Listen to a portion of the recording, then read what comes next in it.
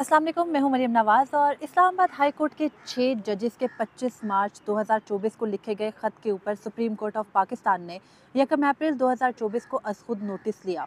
आज बाकायदा उसकी समाअत हुई और उसकी जो समाअत है, अगर आपने वो मुलाहिज़ा नहीं की तो सुप्रीम कोर्ट ऑफ पाकिस्तान का अपना यूट्यूब चैनल है, उस पर जाकर एक मरतबा ज़रूर देख लीजिए। और उसके बाद हम कुछ बात करते हैं कि आज की समाअत में पिछले पूरे हफ्ते में चलने वाली जो तमाम तर बातें, कंट्रोवर्सीज़ या जिसे आप कह सकते हैं सोशल मीडिया की चीफ जस्टिस कादी फ़रीसा के अल्फाज के मुताबिक वबा में जो प्रेशर डाला गया या जो बातें की गई, उनसे मुतालिक सुप्रीम कोर्ट की समाअत में आज अहम क्या हुआ, क्या वो चीज़ें थी जो पहले हमें मालूम नहीं थी और कैसे सुप्रीम कोर्ट की हियरिंग ट्विस्ट होकर इस मामले पर आई कि अब आगे कैसे इस पूरे जो कंट्रोवर्सी है इसको लेकर चलना है। इस तमाम तर मामले के अंदर एक चीज़ और भी अहम है कि इस्लामाबाद हाई कोर्ट के जजेस को गुज़िश्ता रोज़ धमकी आमेज़ खतूत मौसूल हुए और आज सुप्रीम कोर्ट ऑफ पाकिस्तान में चीफ जस्टिस कादी फ़रीसा, जस्टिस जमाल मंदोखेल, जस्टिस अमीनुद्दीन खान और जस्टिस अतर मिनल्ला को भी धमकी आमेज़ खतूत मौसूल हुए हैं। और ये सिर्फ यहीं पर मामला नहीं रुका, बल्कि लाहौर हाई कोर्ट के कुछ जजेस को भी ये खतूत मौसूल हुए हैं। खैर, ये मामला क्या है, इसको तो पुलिस इस मामले को देख रही है और इस्लामाबाद हाई कोर्ट ने टेकअप भी कर रखा है। लेकिन कुछ आते हैं इस्लामाबाद हाई कोर्ट के 6 जजेस के अपने ख़त के ऊपर। उस ख़त में सुप्रीम जुडिशल काउंसिल से ये रास्ता मांगा गया था कि अगर एग्जेक्टिव की एजेंसियाँ, आईएसआई और दीगर खुफिया एजेंसियाँ जजेस के ऊपर दबाव डालेंगी, उनको ब्लैकमेल करेंगी, उनके फैसलों पर असरअंदाज होने की कोशिश करेंगी, तो ऐसी सूरत में वो किस तरीके से रद्द-ए-अमल दें। खैर, आज जब समाअत का आगाज़ हुआ तो समाअत के आगाज़ में ज़ाहिर है कि अटॉर्नी जनरल नोटिस पर थे, अज़ख़ुद नोटिस था और 7 रुकनी लार्जर में जाके बैठा। उसके बाद वकील हामिद खान रोस्टम पर आए और चीफ जस्टिस कादी फ़रीसा ने बार काउंसिल्स के कंडक्ट के ऊपर अपने तहफ़्फ़ुज़ात सामने रखे, क्योंकि Hamid Khan Lahore high court bar की जानिब से इस केस में पिटिशनर थे। तो उन्होंने अपनी आइनी दरख्वास्त को सुनने की जब इस्तदा की तो चीफ जस्टिस ने उन्हें याद दिलाया कि अब ये सवाबदीद चीफ जस्टिस ऑफ पाकिस्तान की नहीं रही, बल्कि सुप्रीम कोर्ट की 3 रुकनी जजेस की इंतज़ामी कमेटी में ये इख्तियारात तफवीज़ हो चुके हैं और तकसीम हो चुके हैं और अब वही फ़ैसला करेंगे इस केस की समाअत को मुकर्रर करने का। लेकिन उसके साथ ही उन्होंने ये भी कहा कि सुप्रीम कोर्ट बार एसोसिएशन और पाकिस्तान बार काउंसिल वकला की नुमाइंदा तंजीमें हैं, तो क्या उनके ज़रिए से नहीं आना चाहिए था ये मामला। और चीफ जस्टिस ने यह भी कहा कि वो ज़्यादा कदर करते हैं पाकिस्तान बार काउंसिल और सुप्रीम कोर्ट बार एसोसिएशन की, क्योंकि वो मुल्क भर की जो दर्जनों बार काउंसिल्स हैं उनकी नुमाइंदा जमात है। खैर, फिर उसके बाद चीफ जस्टिस कादी फ़रीसा ने यह भी कहा कि आजकल प्रोपेगेंडा का ज़माना है, यानी जाहिर है कि जो पिछले पूरे हफ्ते में तनकीद होती रही, ख़ास तौर पर जो वकला 300 से ज़ायद वकला का ओपन लेटर था, उसने काफ़ी झंझोरा अदालत को। लेकिन आज अदालत की जानिब से जिस गुस्से का इजहार किया गया, उससे लगा ये कि उस लेटर के से नाखुश हैं बहुत से लोग। खैर, आज की समाअत में के मुख्तलिफ पहलू हैं। पहला पहलू ये कि पाकिस्तान बार काउंसिल और सुप्रीम कोर्ट बार के अलावा बाकी तमाम बार काउंसिल्स को इन्हीं दोनों के साथ होना चाहिए और उनकी कदर जो है वो क्योंकि ज़्यादा है, तो बाकी दर्जनों बार काउंसिल्स की इतनी अहमियत नहीं है। यहाँ से बात का आगाज़ हुआ और उसके बाद ये बताया गया कि कैसे हमारी अदालती हिस्ट्री में पहली बार किसी मामले को इतनी जल्दी में देखा गया। और उसके बाद फिर मामला कुछ पलट के ज़ाहिर है सोशल मीडिया के ऊपर आया, फिर वो जो 300 वकला का खतूत है उसके ऊपर आया। वफाकी हुकूमत की जानिब से अटॉर्नी जनरल ने बड़ा सख्त रद्द-ए-अमल दिया। क्यों दिया, कैसे दिया और उसके बाद जस्टिस रिटायर्ड तसद्दुक़ हुसैन जिलानी पर दबाव को सुप्रीम कोर्ट ऑफ पाकिस्तान ने कंफर्म कैसे किया, इस व्लॉग में कुछ बात करते हैं। तो आगाज़ ये होता है कि चीफ जस्टिस कादी फ़रीसा ये कहते हैं कि 25 मार्च को जजेस ने ख़त लिखा, 26 को हमने जजेस से 2.5 घंटा मुलाकात की, उसके बाद हमने अगले ही रोज़ यानी 27 को फुल कोर्ट मीटिंग बुलाई, 28 को वज़ीर-ए-आज़म से मुलाकात की, वज़ीर-ए-आज़म की मुलाकात के बाद दोबारा फुल कोर्ट मीटिंग हुई, इंक्वायरी कमीशन तश्कील पाने की का फ़ैसला हुआ। उसके बाद जो इंक्वायरी कमीशन पर 29 को तो नहीं हो सका था काबीना का इजलास, 30 को काबीना का इजलास हुआ, इंक्वायरी कमीशन बना। जस्टिस रिटायर्ड तसद्दुक़ हुसैन जिलानी का नाम भी सुप्रीम कोर्ट ऑफ पाकिस्तान से ही तजवीज़ किया गया था और फिर उन्होंने क्यों इस कमीशन से की सरबराही से माज़रत कर ली, ये तमाम तर अमूर डिस्कशन में आए। तो खैर, यहाँ पर चीफ जस्टिस कादी फ़रीसा ने यह कहा कि वो किसी सूरत अदलिया के अंदर एग्जेक्टिव की मुदाखलत बर्दाश्त नहीं करेंगे। लेकिन अटॉर्नी जनरल ने यह कहा कि आज वो अदालत से बात करना चाहते हैं और उन्होंने कहा कि मुझे क्लैरिफाई करने दें कि जब आपने फुल कोर्ट मीटिंग के बाद ये फ़ैसला करके मुझे बताया कि वज़ीर-ए-आज़म से मिलना चाहते हैं, तो फ़ौरी तौर पर उन्होंने वज़ीर-ए-आज़म को बताया और वज़ीर-ए-आज़म ने कहा कि जो भी अर्लीस्ट टाइम यानी जितना जल्दी मुमकिन हो, जो वक्त मिले, उसमें वो चीफ जस्टिस से मुलाकात करना चाहते हैं। खैर, चीफ जस्टिस से मुलाकात हुई। चीफ जस्टिस ने सबसे पहले जो सुप्रीम कोर्ट का एलामिया जारी किया गया था वो पढ़वाया अटॉर्नी जनरल से और वक्तन फ़वक्तन उस सारे एलामिये के अंदर अपना मौक़िफ़ देते गए। और फिर उसमें उन्होंने कहा कि जो फ़ेडरल गवर्नमेंट है उससे मुतालिक अटॉर्नी जनरल ने ये कहा कि वो किसी भी वक्त जो उन्होंने फ़ेडरल गवर्नमेंट ने अपनी तरफ से ये नहीं कहा कि वो कमीशन बनाना चाहते हैं, बल्कि उनको ये तजवीज़ की गई और उन्होंने एक कमीशन बनाया। और फिर चीफ जस्टिस ने उनसे ये कहा कि आप पढ़ के बताइए कि कौन से दो नाम हमने तजवीज़ किए थे। तो वही जो खबर चल रही है, चीफ जस्टिस रिटायर नासिरुल मुल्क और तसद्दुक़ हुसैन जिलानी के नाम दिए गए। यहाँ पर अटॉर्नी जनरल ने एक अहम बात, जो कि पिछले पूरे हफ्ते में हमें मालूम नहीं थी, वो बताई कि जस्टिस रिटायर तसद्दुक़ हुसैन जिलानी को पहले एतमाद में लिया गया और उसके बाद उनको कमीशन की सरबराही सौंपी गई। लेकिन अटॉर्नी जनरल के मुताबिक जो कुछ हफ्ते और इतवार को तनकीद का बाजार गर्म हुआ और ये एक तासुर दिया गया कि जस्टिस रिटायर तसद्दुक़ हुसैन जिलानी हुकूमत की इमाम पर आकर कमीशन में बैठे और वो एग्जेक्टिव की मर्ज़ी के लिए मर्ज़ी ही पूरी करेंगे। तो उसके बाद उन्होंने प्रेशर में आके इससे माजरत कर ली। खैर, अटॉर्नी जनरल ने ये कहा कि जो उनके दोस्त इंक्वायरी कमीशन के ऊपर तनकीद कर रहे हैं, उनको चाहिए कि वो कमीशन ऑफ इंक्वायरी एक्ट 2017 को पढ़ लें और ये देख लें कि कमीशन के पास कितने वसी इख्तियारात होते हैं और एग्जेक्टिव के पास कोई इख्तियार नहीं होता कमीशन के मामलात में मुदाखलत करने का। और उसके बाद चीफ जस्टिस कादी फ़ैज़ ईसा ने उनसे जब नाम पूछे तो नाम के बाद अटॉर्नी जनरल ने यह बताया, अहम और दिलचस्प बात, कि जुम्मे को वफाकी वज़ीर कानून आज़म नज़ीर तारड़ लाहौर जाते हैं, जस्टिस रिटायर्ड तसद्दुक़ हुसैन जिलानी से मुलाकात करते हैं और उन्हें बताते हैं कि आपको कमीशन की सरबराही सौंपी जा रही है। तो जिस पर जस्टिस रिटायर्ड तसद्दुक़ हुसैन जिलानी उन्हें ये कहते हैं कि आप TOR तश्कील देकर हमें बता दीजिए और फिर मैं आपको अपनी रजामंदी से आगाह कर दूंगा। और फिर हफ्ते को अटॉर्नी जनरल के मुताबिक जब तमाम वज़रा मौजूद थे इस्लामाबाद में, तो काबीना की मीटिंग हुई। काबीना की मीटिंग के अंदर मुफस्सिल बहस हुई इस मामले के ऊपर। ये कहा गया एग्जेक्टिव की जानिब से कि वो अदलिया में मुदाखलत नहीं करेंगे। और फिर काबीना की मीटिंग के अंदर ये तय पाया कि जस्टिस रिटायर्ड तसद्दुक़ हुसैन जिलानी को ही वन मैन इंक्वायरी कमीशन की सरबराही सौंपी जाएगी। और TORs जब तय हुए तो TORs को फाइनलाइज करने से पहले वज़ीर आज़म ने यह कहा कि जस्टिस रिटायर्ड तसद्दुक़ हुसैन जिलानी से एक मरतबा पूछ लीजिए। जब उनको TORs भेजे गए तो उन्होंने एक TOR शामिल कराया कि अगर कमीशन समझेगा कि किसी और मामले पर भी तहकीक करनी है तो वो करेगा। और फिर ऐसे कमीशन तश्कील पा गया और कमीशन के लिए सेक्रेटेरिएट का भी तयन हो गया कि वो वफाकी शरई अदालत में बैठ कर इस तमाम जो कार्रवाई है जजिस के ख़त के ऊपर वो करेगा। लेकिन फिर उसके बाद उन्होंने कहा कि जस्टिस रिटायर्ड तसद्दुक़ हुसैन जिलानी एक जेंटलमैन थे, लेकिन जो हफ्ते और इतवार के दिन हुआ उसके बाद उन्होंने माजरत कर ली। तो चीफ जस्टिस कादी फ़ैज़ ईसा ने कहा कि उन्होंने ऐसे नाम तजवीज़ किए थे कमीशन की सरबराही के लिए जो बहुत कम मुतनाज़ होते और उन्हीं में जस्टिस रिटायर्ड तसद्दुक़ हुसैन जिलानी का नाम था। लेकिन वो शर्मिंदा हो गए उनका नाम देख के, क्योंकि सोशल मीडिया के ऊपर जो उनके साथ किया गया। यहाँ पर चीफ जस्टिस कहते हैं किसी महज़्ज़ब माशरे के अंदर ये नहीं होता होगा कि आप किसी गैर जानिबदार बंदे का भी ये हाल कर दो कि वो बिलाखिर मजबूरन रिक्यूज़ कर दे, यानी माजरत कर ले कमीशन की सरबराही से। फिर चीफ जस्टिस ने कहा कि पढ़ के बताएंगे कैसे उन्होंने रिक्यूज़ किया। खैर, वो भी उनका ख़त पढ़ा गया। उसके बाद 6 जजेस के ख़त के ऊपर मामला आया और 6 जजेस के ख़त को जब पढ़ा गया तो असल समात का जो क्रक्स था वो शुरू हुआ।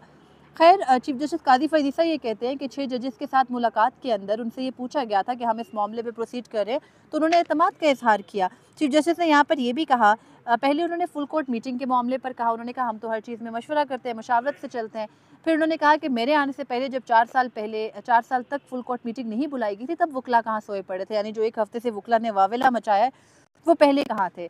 फिर उसके बाद उन्होंने कहा कि जब जजेस ख़त जब पढ़ा जा रहा था तो उन्होंने कहा कि जब 6 जजेस पिछले साल सुप्रीम कोर्ट में आके चीफ जस्टिस उमर अता बंदयाल से मिले थे, तो बजाय चीफ जस्टिस उमर अता बंदयाल ने अपने सीनियर प्यून जज यानी जस्टिस कादी फ़ैज़ ईसा को उस मीटिंग में बिठाने के, जस्टिस एजाजुल एहसन जो कि सीनियरिटी पर तीसरे नंबर में थे उनको मीटिंग में बिठाया।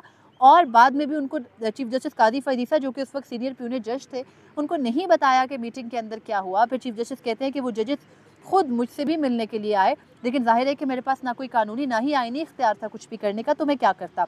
खैर, वफाकी हुकूमत की जानिब से अटॉर्नी जनरल ने काफ़ी धुआंधार तकरीर की, गुस्से में भी आ गए, जज्बाती तकरीर थी। तो उस पर उन्होंने कहा कि वो अदलिया के काम में एग्जेक्टिव किसी सूरत मुदाखलत ना कर रही है ना करना चाहती है। उन्होंने कहा कि याद रखें कि इसी अदालत के अंदर माजी में JITs भी बनाई गई। 2017 से 2021 के दरमियान जो कुछ हुआ, एक मॉनिटरिंग जज भी बिठाया गया जो कि आर्टिकल 203 के खिलाफ वर्जी थी। तो अटॉर्नी जनरल ने यह कहा कि तमाम तर मामलात आप इग्नोर नहीं कर सकते। खैर, ये वाली बातें हो ही रही थी कि अटॉर्नी जनरल ने यह भी याद कराया कि जब चीफ जस्टिस कादी फ़ैज़ ईसा को किसी ने धमकी दी थी कत्ल कर देने की, इमरान खान का दौरे हुकूमत था, तो तब उनका एक मुकदमा भी उनकी अहलिया के कहने पर दर्ज नहीं किया गया था। और अब की हुकूमत का कंडक्ट आप देखें कि आपने एक दिन वज़ीर-ए-आज़म से मुलाकात की ख्वाहिश ज़ाहिर की और अगले ही दिन वज़ीर-ए-आज़म आके आपसे मिल भी लिया। उन्होंने कहा कि सिर्फ कमीशन हमने बनाया है, कमीशन में हम मुदाखलत नहीं कर सकते।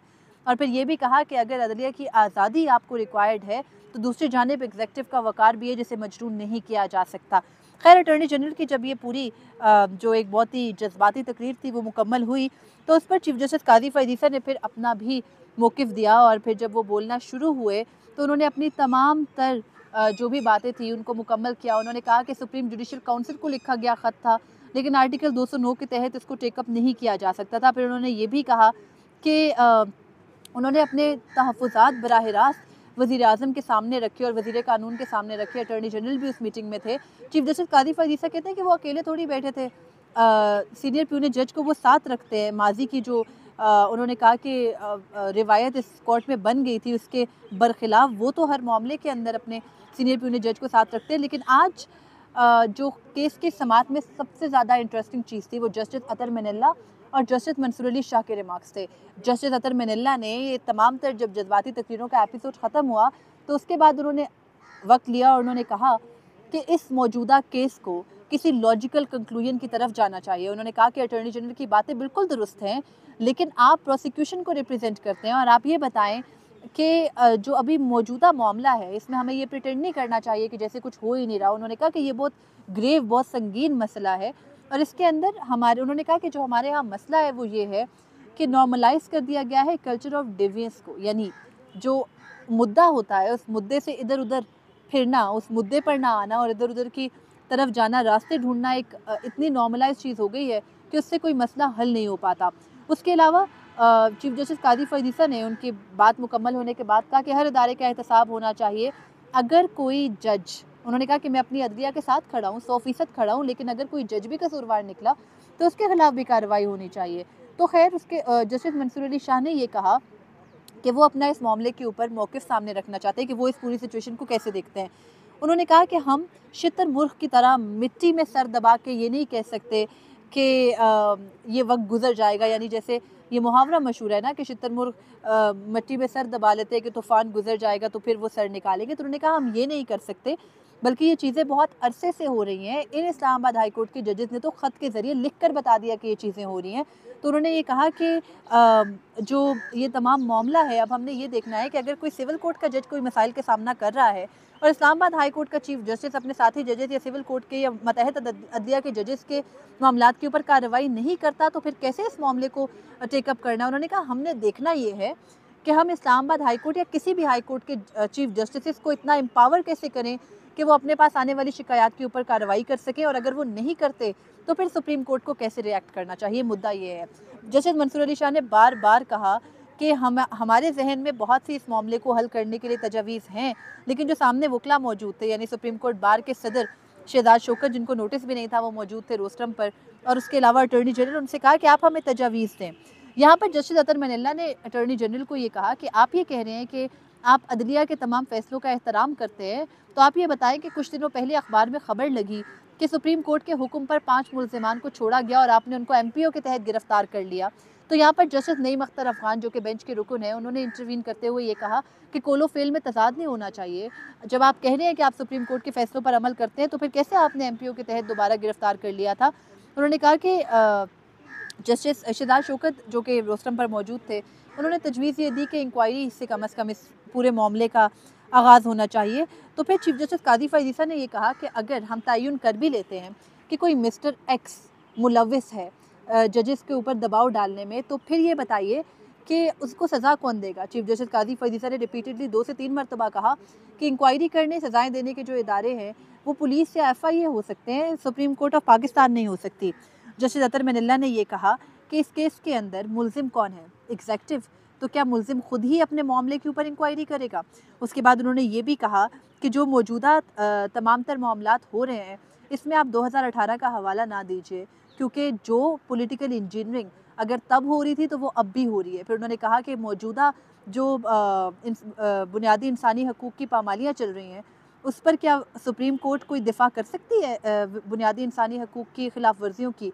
तो इस पर चीफ जस्टिस काज़ी फ़ाइज़ ईसा ने ये कहा कि अगर कुछ ऐसा हो भी रहा है और उनकी वॉच पर ये चीज़ें नहीं है, यानी उनके इल्म में ये चीज़ें नहीं लाई गई, और आप जो भी खिलाफ वर्जियाँ हो रही हैं उनको चीफ जस्टिस के इल्म में लाएँ और फिर देखें क्या होता है। तो खैर उसके बाद जस्टिस मंसूर अली शाह ने दोबारा इंटरवीन किया। उन्होंने कहा कि हमें इस मामले को किसी लॉजिकल एंड पे लेके जाना है, कोई सख्त कोड बनाना है कि दोबारा कभी कोई एजेंसियाँ मुदाखलत ना कर सकें अदलिया के काम में।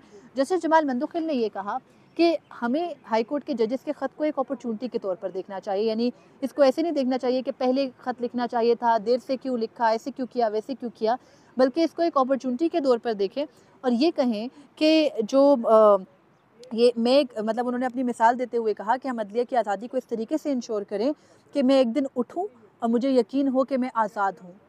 इस पूरी समात के अंदर चीफ जस्टिस काजी फरीद ईसा ने आखिर में ये कहा कि जब सारे जजेस आ जाएंगे तो हम फुल कोर्ट बना के इस मामले को भी देख लेंगे, और 29 अप्रैल तक इस केस की समात को मुलतवी किया गया है। और साथ ही चीफ जस्टिस काजी फरीद ईसा ने एग्जेक्टिव को ये हुक्म दिया है कि वो मुदाखलत ना करें अदलिया के मामलात में। इसी किस्म का हुक्म, इसी किस्म की हिदायत chief justice Islamabad high court Aamir Farooq ने भी की थी, जिसका हवाला उस ख़त में था। लेकिन ये सिलसिला नहीं रुकता, जजिस को धमकियाँ में खतूत भी मौसूल हो रहे हैं। ये कहाँ से हो रहे हैं, ये इन्वेस्टिगेशंस तो खैर बाद में होंगी, लेकिन आज की समात का लुब्बे लुबाब कुछ ये था कि चीफ जस्टिस काजी फरीद ईसा ने पिछले 1-1.5 हफ्ते के अंदर होने वाली तमाम कार्रवाइयों को इस ख़त के ऊपर, जो कि इस्लामाबाद हाई कोर्ट के जजेस ने लिखा था, तेज़ तरीन रिस्पॉन्स, इदारा जाती रद्द अमल करार दिया। लेकिन बाकी जो उनके जजेस हैं साथी, यानी justice Athar Minallah, justice Mansoor Ali Shah, justice Jamal Mandokhel, justice Naeem Akhtar Afghan, वो ये समझते हैं कि एग्जेक्टिव की यकजुबान नहीं होना चाहिए अदालत को, बल्कि हमें इस मामले को देखना है और वंस फॉर ऑल सेटल करना है। बेंच के 2 अरकान मुकम्मल खामोश रहे, जस्टिस मुसरत हिलाली और जस्टिस याया आफरीदी। लेकिन अब जब ये मामला फुल कोर्ट के अंदर जाएगा तो फिर फुल कोर्ट में हमें पता है कि बहुत सारे सवालात भी उठेंगे, बहुत लंबा भी खिंचेगा ये। लेकिन उम्मीद ये करनी चाहिए कि जब ये मामला कंक्लूड होगा तो अदलिया की आज़ादी की इंश्योरेंस ली जाएगी और पाबंद किया जाएगा एग्जेक्टिव को कि वो मुदाखलत ना करे अदलिया के कामों में। लेकिन यह मसला ये है कि चीफ जस्टिस काजी फरीद ईसा आज भी समात के अंदर, जो उनकी एक बहुत धुआंधार तकरीर थी, उसके अंदर वो बरहम नज़र आए। सबसे पहले वकला के ऊपर, सोशल मीडिया के ऊपर, फिर उन्होंने आइन पढ़ाने की कोशिश की। उसके बाद उन्होंने जो तमाम तर मामलात थे पिछले 1-1.5 हफ्ते में, उस पर एक एहसान भी जताया कि पहली बार अदलिया इतने प्रॉम्प्ट एक्शंस ले रही है, और इतने प्रॉम्प्ट एक्शंस ले रही है कि केस की समात को 29 अप्रैल तक मुलतवी किया गया है। उम्मीद करते हैं कि जब दोबारा इस केस को लगाकर सुना जाएगा तो फिर डेली के बेसिस पर जब केस की समात होगी तो इस मामले को वंस फॉर ऑल सॉल्व किया जाएगा। तब तक मुझे इजाज़त दीजिए। अल्लाह हाफ़िज़।